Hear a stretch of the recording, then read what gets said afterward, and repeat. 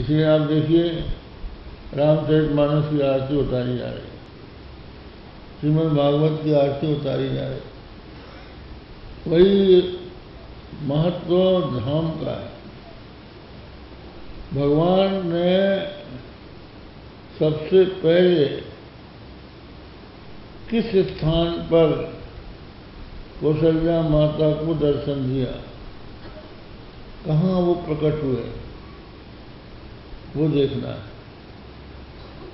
अनंत कोटि ब्रह्मांडों में से एक ब्रह्मांड, और एक ब्रह्मांड के 14 भुवनों में से एक भुवन पृथ्वी, और पृथ्वी में भी अनेकों खंड होते हुए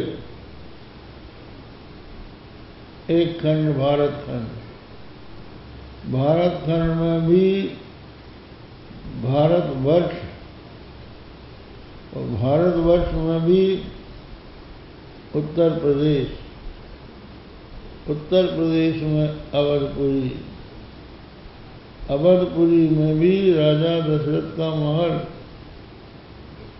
और दशरथ राजा के महल में वो कोठरी जहाँ पर कौशल्या जी विराजमान है, उनके सामने भगवान श्री राम प्रकट होते हैं, भय प्रकट करवाया। तो भगवान के प्राकट्य से वो धरती धन्य हो गई, और हमने तो जैसे पहले बताया वो भगवान का ही स्वरूप है।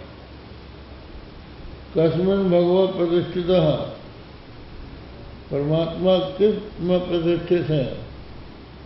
तो वेद कहता है स्वमहिम्नि थी, अपनी महिमा में प्रतिष्ठित।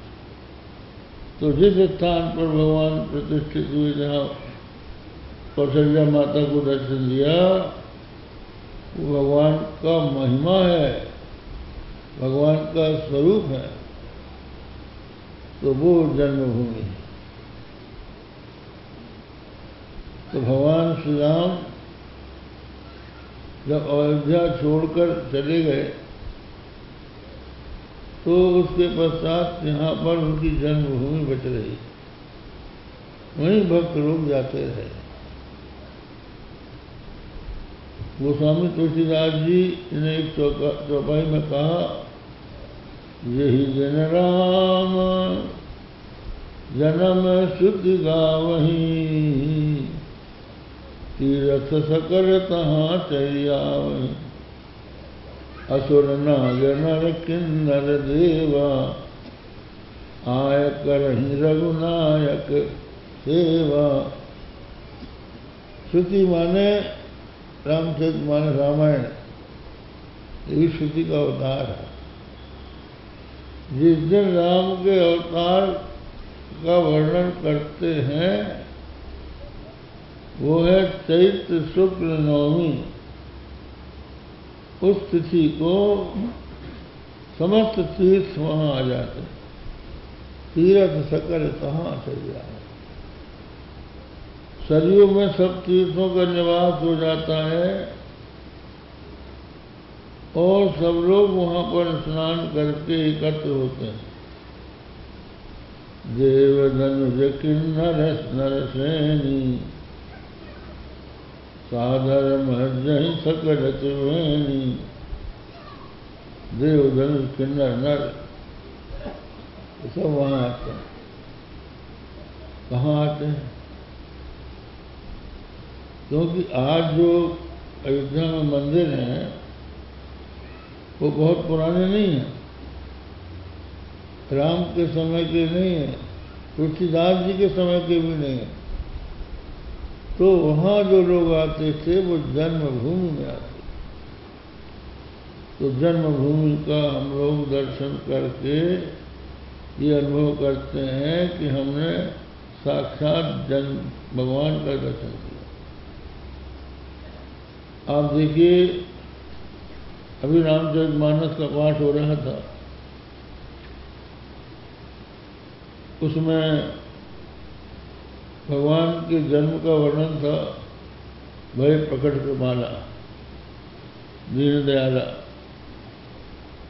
अंत में भगवान का जन्म हुआ, प्राकट हुआ।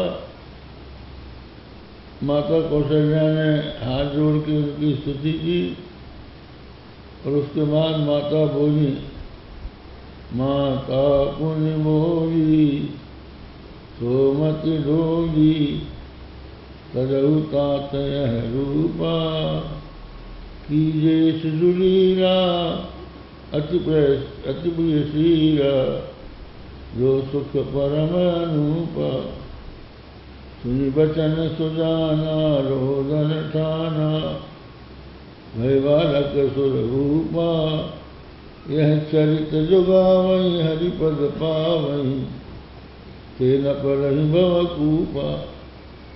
यह चरित्र जुगावई, भगवान श्री राम के जन्म का चरित्र जो गाते हैं वो संसार कूप में नहीं गिरते।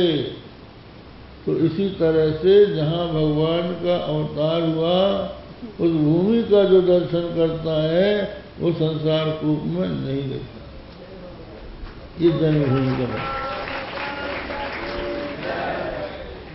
स्कंद पुराण बोलती है, स्कंद पुराण में कहा है, सरयू के जल में स्नान करके पिंडारक की पूजा करे, पिंडारक की पूजा करके ब्रह्म विघ्नेश्वर का दर्शन करे, विघ्नेश्वर का दर्शन करने के अनंतर विघ्नेश्वर के पूर्व भाग में बल्कि ईशान कोण में राम जन्म प्रवर्तते,